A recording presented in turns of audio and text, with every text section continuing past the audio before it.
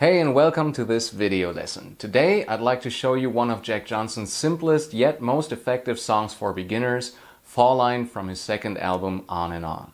I've played this song with almost all of my beginner students. You can easily learn it within the first 6 months of your musical journey.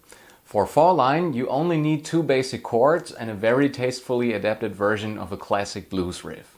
So if you can play this song, you won't just have a great new tune under your fingers, you'll also have learned the foundation of the blues at the same time. So let's jump straight into the lesson. Before the first D major chord is properly strummed in this song, Jack Johnson plays a pickup using muted strings. Since pickups, meaning strums played before the actual one of a bar, can already be quite challenging for many beginners, we're going to practice this part separately first. You can see a lot of X's in the tablature here. These indicate that we're not fretting any notes, but instead lightly placing our fingers on the strings so that no actual pitches ring out. This creates that muted percussive clicking sound. I've also written the counting above the strums to make learning this pickup a bit easier for you. In general, Jack Johnson plays an 8th note based rhythm throughout the entire song. Here we can see that the pickup starts on beat 2. On beat 2 we play a downstroke, then an upstroke on the 8th note after beat 3, another downstroke on beat 4, and finally an upstroke on the end of 4. Later on we'll replace the muted strums on the 4 end with open strings.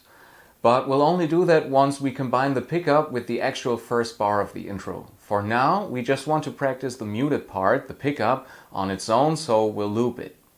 We count 1 and 2 and 3 and 4 and 1 and 2 and 3 and 4 and 1 and 2 and 3 and 4 and a little faster.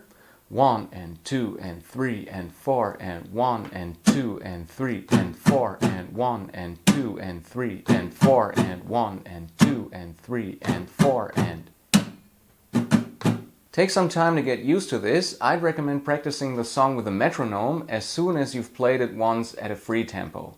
That should definitely be possible even for beginners. If you've never practiced with a metronome before, feel free to check out my beginner rhythm guitar series here, where I show you how to learn this quickly, easily, and with a lot of fun. I'll give you an example here at 110 BPM. The actual tempo of the song is around 150 BPM. 1, 2, 3, 4, 1, 2, 3, and 4, and 1, 2, 3, 4, 1, 2, 3, and 4, and 1, 2, 3, 4, 1, 2, 3, and 4, and... Next, we can see how we transition from the muted pickup into the D major chord. This means we replace the muted strums on the 4 end with open strings, and then land on the D major chord on beat 1 of the next bar. Like many great rhythm guitarists, Jack Johnson often separates the strings slightly when playing his rhythms. In this case, on beat 1, he only plays the 2 lowest strings of the D major chord, the D and G strings, and then focuses more on the higher strings on beats 2, 3, 3 and 4 and 4 and. So it's...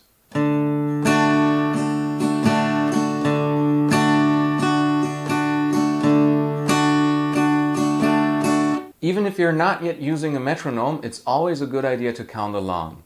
1, 2, 3, 4, 1, 2, 3, and 4, and 1, 2, 3, and 4, and 1, 2, 3, and 4, and 1, 2, 3, and 4, and... Jack Johnson usually plays beat 3 very softly and loosely, so it's often barely audible. This already gives you, even as a beginner, the opportunity to experiment a bit with the dynamics of your strumming. You can gradually incorporate that into your playing. So you go 1, 2, 3, and 4, and 1, 2, 3, and 4, and...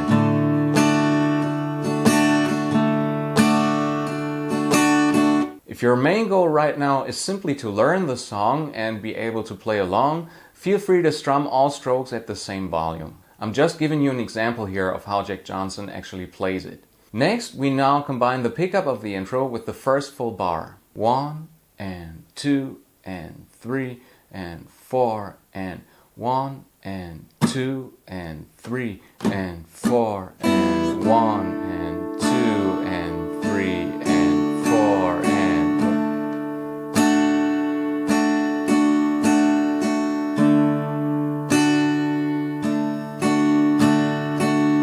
a little faster. 1 and 2 and 3 and 4 and 1 and 2 and 3 and 4 and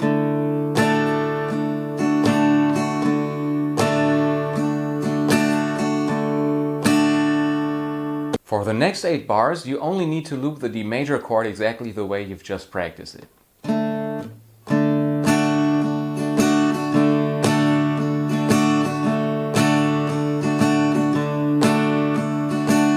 The first chord change happens at second 14 when we move from D major to G major. And if you've never done this as a complete beginner, take a look at the following tablature where I've written out the optimal transition from D major to G major for you. On the last 8th note before the change, we already strum a partially fretted G major chord, like this, which allows us to switch comfortably to the full G major chord on the next beat 1. So you go from this, over this, to this.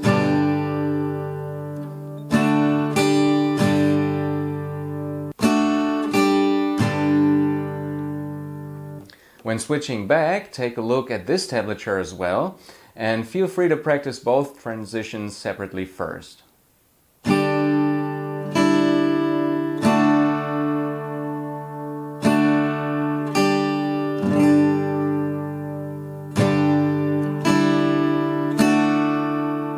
This would definitely help you achieve smoother chord changes that sound much better than what most beginners usually produce. Once you've got that down, play 1 bar of D major and then switch from D major to G major exactly as shown in the tablature and as you can hear in this example.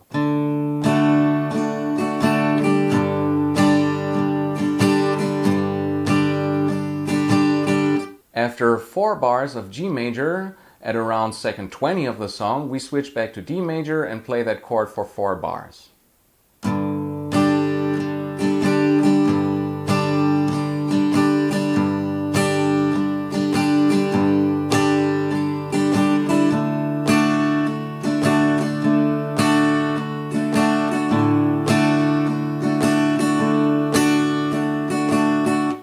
Then we move back to G major for another 4 bars before returning to D once again. And then after another 4 bars, we move into the chorus. And here Jack Johnson does something really wonderful. He takes one of the classic blues riffs, which I'll play for you briefly now, and simply applies the rhythm of the song to it. So this is the actual blues riff.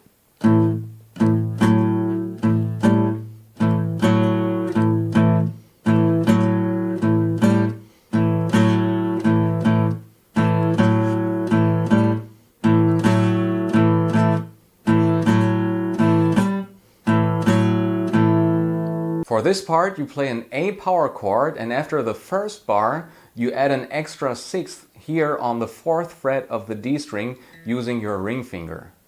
At first, it can be difficult to make both the D and G strings ring out clearly at the same time. You can check this beforehand with a simple plucking exercise to see if that works for you.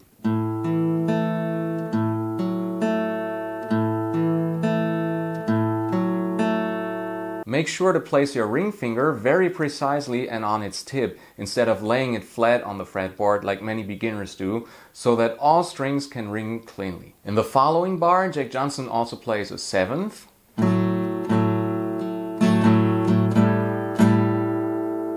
I've often seen him play this with his pinky finger.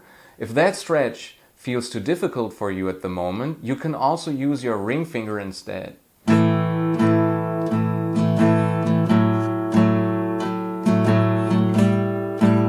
Just make sure to only play the A and D string when you do it.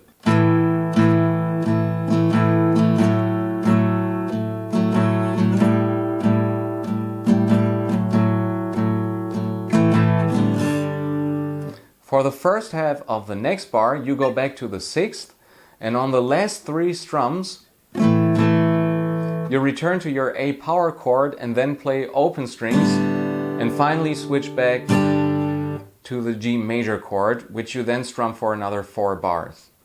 So here's the entire chorus played very, very slowly for you. 1 and 2 and 3 and 4 and...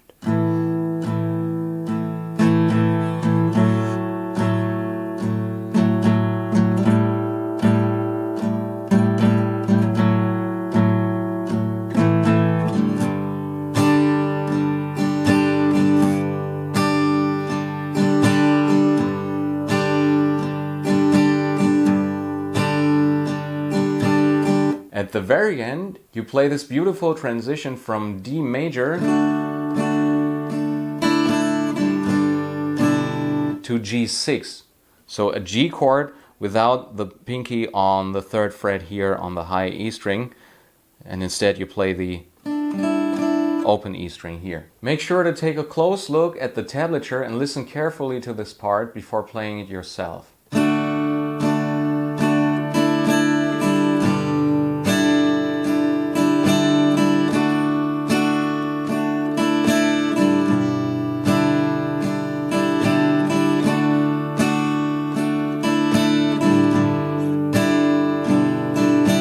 After the first chorus, there's a second verse, followed by a second chorus, which brings the song to an end. Overall, the song is only 1 minute and 35 seconds long, which should make learning it even easier, especially for beginners.